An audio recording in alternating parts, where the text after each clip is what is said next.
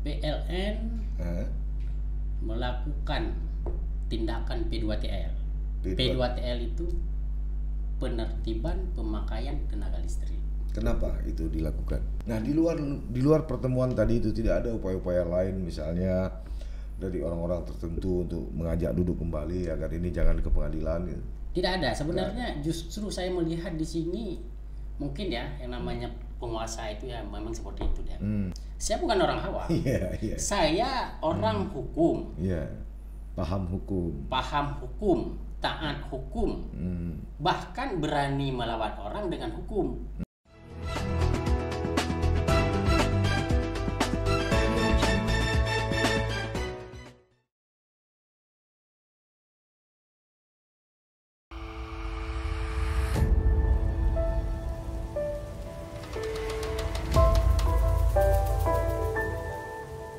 Assalamualaikum warahmatullahi wabarakatuh.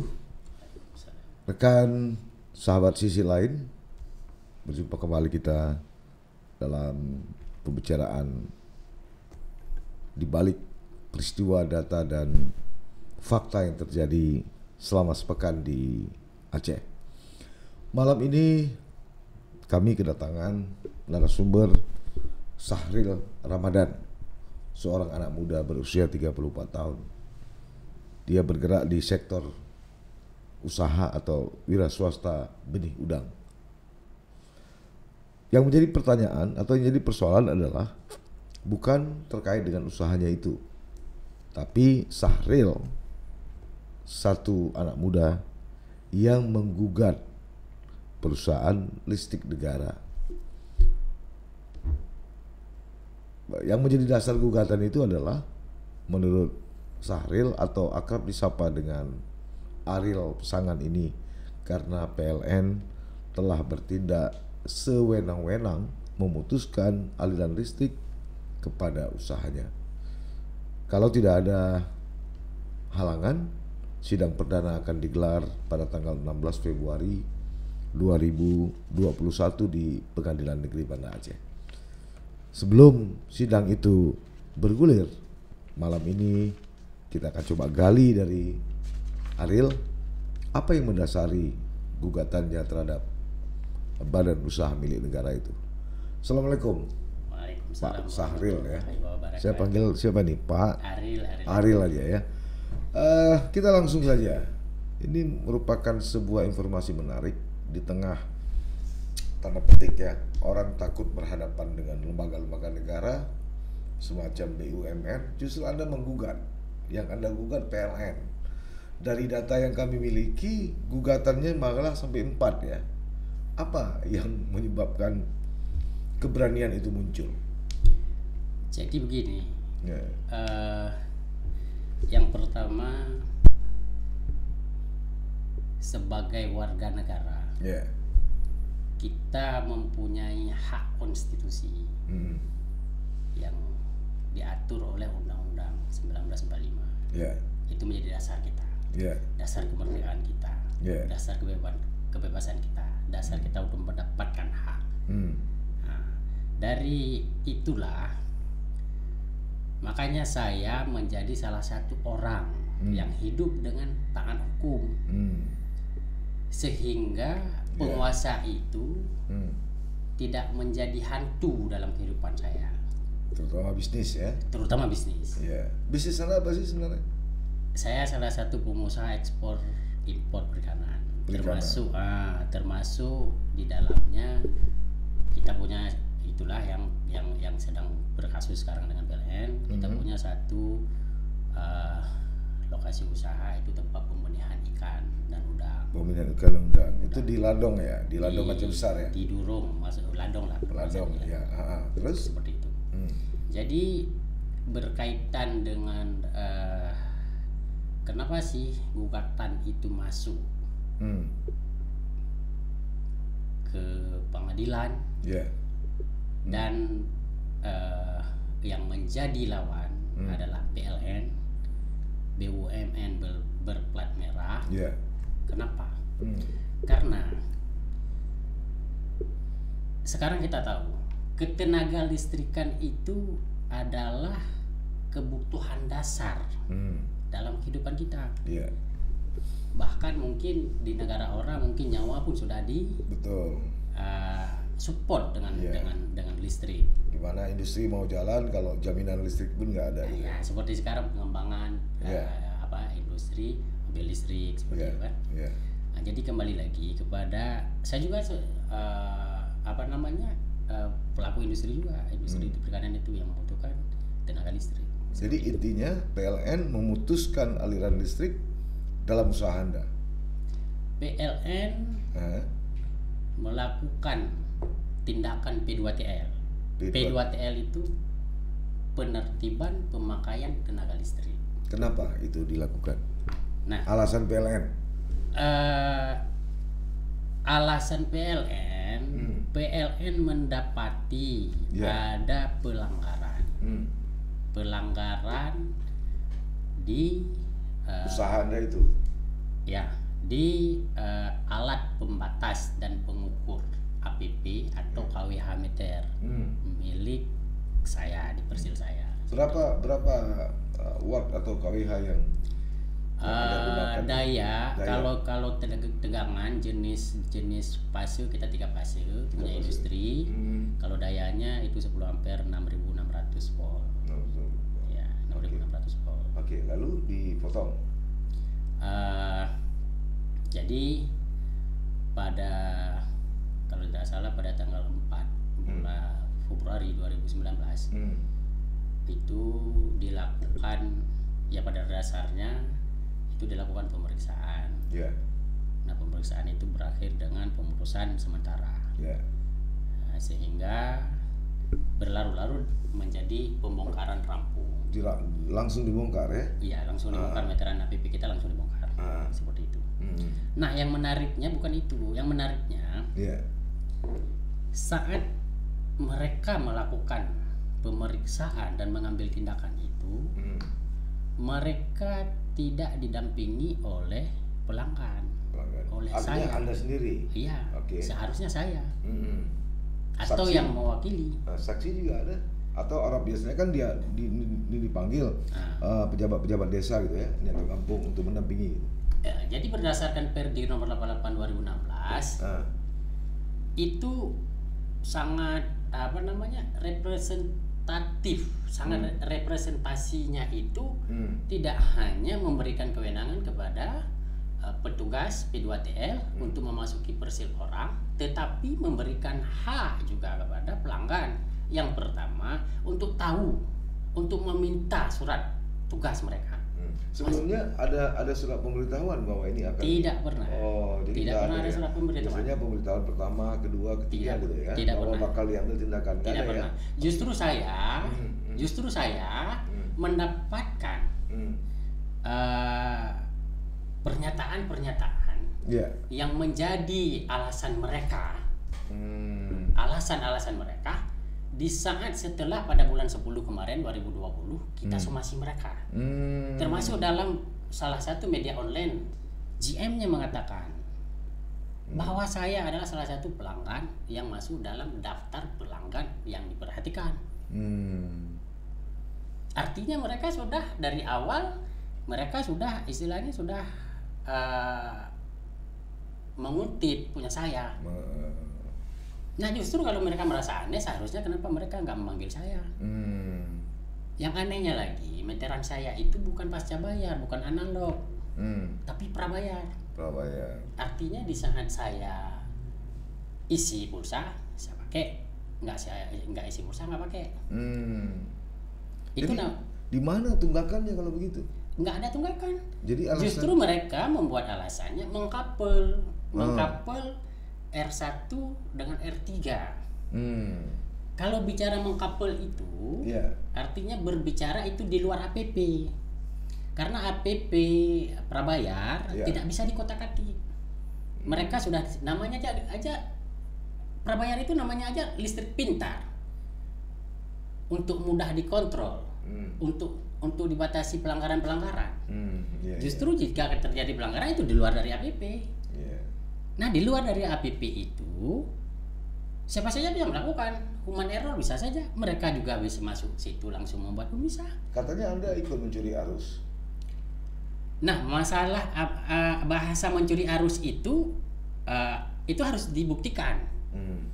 Harus dibuktikan. Dengan ancaman pidana katanya, ya bahasa redaksionalnya menggunakan hak yang bukan hak. Itu di pasal 51 ayat 3. Yeah. Bahwa jika ada pelanggan yang menggunakan tenaga listrik yang bukan haknya, dengan ancaman pidana paling lama itu 7 tahun dan denda 2,5 miliar. Nah, jadi begini, bisa dibuka Undang-Undang Nomor 30 Tahun 2009 tentang tenaga listrikan, itu payung hukumnya itu lebih kepada pelaku usaha tenaga listrikan. Mulai dari pembangkit listrik sampai dengan penyediaan tenaga listrik. Justru untuk pelanggan cuma ada 2 pasal. Pasal 291 sama pasal 51 ayat pasal 29 tentang hak dan kewajiban pelanggan. Pasal 51 ayat 3 itu tentang tindak pidana kepada pelanggan yang menggunakan listrik bukan haknya. Kalau begitu apa intinya atau inti dari Anda menggugat PLN itu? Kita kembali lagi ke dasar. Inti dari menggugat PLN itu yang pertama, saya mendapatkan alas hak secara sah. Di saat saya ingin mendapatkan listrik, bahkan ke Persel saya itu tidak ada jaringan listrik. Saya bangun sendiri. Saya bangun tiangnya, saya bangun. Jaringannya saya bangun. Berapa panjang itu? Jaringan listrik lebih kurang 250 meter. Terus dengan satu tiang baja saya pasang. Itu artinya biaya sendiri, bukan swadaya, bukan punya ini. Karena kenapa? Mereka tidak mau pasang ke situ karena kebetulan pelanggan cuma ada satu, saya. Seperti itu. Jadi kita bangun sendiri. Itu yang pertama sudah ada niat baik kita. Ya, seperti itu. Yang kedua, kita mengajukan secara resmi pemasangan baru. Saya minta 3 pas karena saya industri. Kalau 1 pas itu biasa rumahan. Saya minta 3 pas karena industri. Saya minta yang prabayar. Kenapa? Karena memang tidak ada niat kita untuk mencuri ataupun untuk bagaimana. Jadi dari perjalanan itu, baik saya menggunakan listrik untuk beroperasi atau saya hanya menggunakan listrik untuk penerangan, itu hak saya. Selama saya tidak melakukan tindak pidana. Seperti itu. Namun tiba-tiba pada 2019 bulan 2 dilakukan P2TL tanpa sepengetahuan saya. Gitu ya. Begitu. Nah, otomatis dilakukan P2TL tanpa sepengetahuan saya, sehingga akibatnya bahwa di sana Persel saya itu jauh dari pemukiman warga, sehingga terjadi pencurian. Ada kehilangan peralatan saya, blower, ada pompa air, termasuk ada genset, seperti itu kehilangan. Berapa yang Anda gugat nilai kerugian Anda? Material 11 miliar 150 juta dan imaterial 100 miliar 100 juta rupiah. Berapa kabarnya ada 4 orang yang 4 level yang Anda gugat ya? Sebenarnya satu institusi. Ya, institusi tapi hierarkinya mulai dari Aceh. Tergugat pertama itu PLN Pusat. Tergugat kedua unit Indu Wilayah, tergugat ketiga unit pelayanan Kota Banda Aceh, tergugat keempat unit layanan pelanggan Lambaru. Anda merasa perlu melakukan gugatan ini karena satu rangkaian yang nggak bisa dipisahkan ya? Begini, saya lebih melihatnya begini, jangan sampai nanti kan lokus deliktinya itu tidak masuk dalam kompetensi absolutnya pengadilan. Sehingga nanti di NU ini tidak sesuai dengan kompetensi absolut dari pengadilan seperti itu. Makanya kita gugat. Dan kepentingannya hukum itu sama. Justru sebenarnya itu sudah pernah terjadi upaya-upaya di tempat-tempat lain. Upaya-upaya maksudnya begini, sudah pernah terjadi upaya. Saya pernah mensomasi Saya menggunakan Bodega Ketimuran, kita sampaikan dulu. Jadi sebelum mengajukan gugatan, somasi dulu? Sudah somasi, sudah pernah somasi? Dua kali? Oh, tapi tidak ada respon ya? Yang kita somasi pertama itu ke tergugat kedua. Kapan itu? Itu kalau tidak saya lupa saya sekitar bulan 10. Bulan 10, 2020 itu yang pertama? Yang kedua sekitar bulan 11 lah. Bulan 11, satu bulan kemudian? Ya, tidak ada respon, lalu di awal Bukan tidak ada respon. Kita menyampaikan fakta hukum, alasan kita menyomasi, menyampaikan fakta hukum. Jawaban mereka tetap menjawab bahwa kami sudah menjalankan prosedur aturan. Somasi kedua juga seperti itu. Dan ada upaya dari tergugat 4 yaitu manajer ULP Lambaru mencoba untuk memfasilitasi kita duduk. Dan kita sudah pernah duduk di kantor UP3 di Merwati dan saya menyampaikan. Yang pertama, saya tidak menerima atas klaim mereka. Tindakan P2TL dilakukan karena saya melakukan pelanggaran. Itu saya tidak menerima. Yang kedua, saya meminta waktu itu ganti rugi 1 miliar. Nah, di luar pertemuan tadi itu tidak ada upaya-upaya lain, misalnya dari orang-orang tertentu untuk mengajak duduk kembali agar ini jangan ke pengadilan gitu? Tidak ada. Sebenarnya justru saya melihat di sini mungkin ya yang namanya penguasa itu ya memang seperti itu dia. Dengan angkuh mungkinlah merasa ya. Atau dengan nada mungkin dengan kesan mungkin mereka begini menganggap saya adalah bagian dari hampir sama seperti bagian dari orang lain yang hanya berani menggertak. Tapi Anda menyebutkan bahwa Anda bukan orang awam kan? Saya bukan orang awam. Saya orang hukum. Paham hukum, taat hukum. Bahkan berani melawan orang dengan hukum. Tidak berani melawan hukum. Seperti itu. Gugatan ini Anda optimis akan berjalan atau seperti apa? Insya Allah optimis. Optimis ya. Memang harus optimis ya. Karena kita dari berapa banyak dalil hukum yang kita siapkan di dalam gugatan itu, semuanya didukung oleh bukti-bukti yang ada bukti otentik, ada bukti fakta, ada bukti dari saksi. Jadi kita dalil-dalil hukum kita itu semua didukung dengan bukti-bukti yang insya Allah tidak akan terbantahkan. Seperti itu. Nah, ada nggak misalnya kalau tadi datang orang untuk mengajak berdamai atau datang pihak-pihak tertentu dalam tanda petik yang menekan Anda gitu? Kalau mengajak orang untuk berdamai tidak ada. Justru setelah tayang sehari setelah saya mendaftar, tayang di laman di websitenya pengadilan, telah terdaftar nomor gugatannya dengan sudah keluarnya jadwal persidangan. Datang 2 mobil yang menurut pengakuan kepada orang saya di sana bahwa mereka dari wilayah datang ke sana, yang tidak tahu kita tujuannya untuk apa, datang ke persil saya mendokumentasikan, melihat-lihat, mendokumentasikan yang sebenarnya itu sudah melanggar hukum. Saya pikir tidak hanya itu, kami mendapat laporan dari masyarakat, rumah tangga pun itu didatangi sampai 2 mobil. Oh begitu? Iya, ini akhir-akhir ini petugas PLN datang ke rumah-rumah yang merasa tertunggak, kemudian bawa 2 mobil. Ini membuat pemilik rumah juga tidak nyaman ini. Jadi begini, saya klarifikasi sedikit. Jika yang datang itu pihak P2TL, petugas P2TL itu mereka mempunyai dasar hukum. Di dasar hukumnya adalah Perdir nomor 88 tadi. Jadi mereka pun di dalam surat perjanjian jual beli tenaga listrik, kita sepakati sebagai pelanggan, kita sepakati mereka bisa masuk.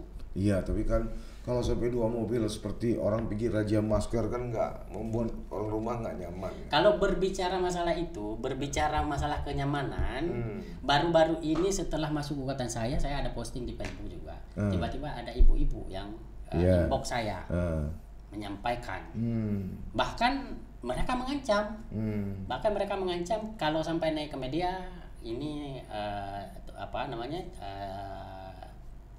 TS-nya, tagihan susulan yang sudah di SPH, surat perjanjian hutang itu yang sudah dibuat di pengakuan, itu akan dijadikan seperti TS pertama, sekitar sekian lah. Udah sekali gitu ya, padahal seorang pelanggan di dalam pembayaran normal pun dia sudah dibebankan dengan beban, kemudian terlambat bayar juga kena denda, ya. Jadi sehingga tidak ada posisi alternatif bagi pelanggan menghadapi PLN ya. Itu. Ini karena apa? Karena monopoli nih. Justru begini. Ini menarik. Tergantung dari estafetnya kepentingan hukum. Istilah yang mau saya bilang begini. Sebenarnya saya yakin di seluruh Indonesia pelanggan itu banyak yang menjadi korban. Saya bilang banyak menjadi korban kejahatan dari BUMN yang namanya PLN. Apa kejahatannya? Salah satu kejahatannya yaitu seperti kejadian kasus dengan saya. Nah, sekarang saya dalam gugatan saya sebutkan istilah hukumnya res ipsa loquitur. Apa itu res ipsa loquitur? Yaitu bahwa benda atau pemilik barang atau penanggung jawab itu yang membuktikan bahwa telah terjadi pelanggaran yang menyebabkan penggugat, yang menyebabkan saya, yang menyebabkan pelanggan itu rugi, mendapatkan kerugian. Nah, prinsip res ipsa loquitur itu dia begini. Sekarang PLN yang pertama dia mempunyai hak monopoli. Yang kedua dalam penyaluran listrik dia juga mempunyai hak masuk ke perseroan. Yang ketiga dia mempunyai hak untuk pengawasan, untuk pemeriksaan, untuk macam-macam lah. Nah, begitu pelanggan tidak dilibatkan, pelanggan tidak bisa melihat. Cuma satu yang ada hak pelanggan, yaitu melihat di saat mereka melakukan tindakan kedua pemeriksaan sampai tindakan kedua TR. Nah, di saat di situ tidak dilibatkan, seperti saya tidak dilibatkan. Artinya saya merasa dirugikan. Bagaimana saya mau membuktikan? Saya tidak bisa membuktikan.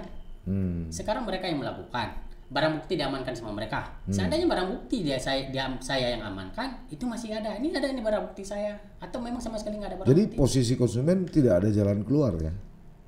Justru inilah yang saya pakai res ipsa loquitur. Karena kenapa? Semua dikendalikan, semua dipegang sama mereka, makanya saya pakai res ipsa loquitur. Saya hanya melaporkan bahwa terjadi kerugian. Akibat eksekusi, akibat dari perbuatan di luar pengetahuan Anda, di luar penglihatan Anda, di luar kesaksian Anda gitu. Di luar kesaksian saya, tetapi mereka adalah berpenanggung jawab. Karena listrik punya mereka, tidak mungkin ada orang lain yang datang dengan kepentingan hukum. Dan bahkan kita buktikan, buktinya apa? Mereka membuat satu berita acara bahwa mereka bertanggung jawab. Berita acara itu bukti mereka yang melakukan. Artinya, makanya kenapa saya sebenarnya waktu kejadian meteran itu nggak ada, saya terkejut. Saya pikir apa ini pencurian? Karena memang saya tidak mengerti waktu itu apa yang namanya P2TR. Habis itu saya coba hubungi penjaga persil saya. Penjaga persil ya, bukan penghuni. Penghuni tinggal di situ. Penjaga persil itu tidak tinggal di situ. Cuma hanya melihat. Maksudnya melihat hari-hari melihat atau cuma menghidupkan lampu dan mematikan lampu seperti itu. Jadi saya hubungi, begitu saya hubungi saya bilang, kenapa nih listrik kita nggak ada? Karena saya tidak tahu sudah terjadi P2TR. Begitu saya cek semua barang-barang kita hilang, sudah dibongkar. Artinya sudah terjadi pencurian. Saya pikir itu juga dicuri. Ketika dipotong itu lagi ada proses pembibitan? Tidak. Oh, nggak ada. Tidak, karena kenapa? Kalau ada justru lebih resikonya lebih tinggi ya? Justru kalau ada mungkin ada kita. Ada kita yang melihat. Nah, masalah ada tidak adanya itu bukan suatu bukan sesuatu ketetapan hukum, istilahnya bahwa di persil itu begitu ada meter listrik harus ada orang, harus ada yang menjaga, harus ada, tidak ada. Enggak, maksud saya tidak ada pembenihan kan di sana. Jadi listrik itu, pada saat itu kita off. Jadi saya membangun, kembali saya ini sedikit saya ulang, saya bangun itu 2016 saya bangun, jadi sampai selesai 2017 saya pasang listrik. 2017 pasang listrik karena kebetulan pada saat itu saya juga ada bisnis di Bali dan di Surabaya. Pembelian juga kita ekspor. Jadi karena di Aceh waktu itu kendalanya kita tidak punya pesawat yang direct flight ke Vietnam. Karena kita bibit itu lab hidup, jadi kita membutuhkan yang direct flight. Tidak ada yang direct flight, makanya kita di sini kita tidak bisa beroperasi di sini. Jadi kita bisa kembangkan di sana.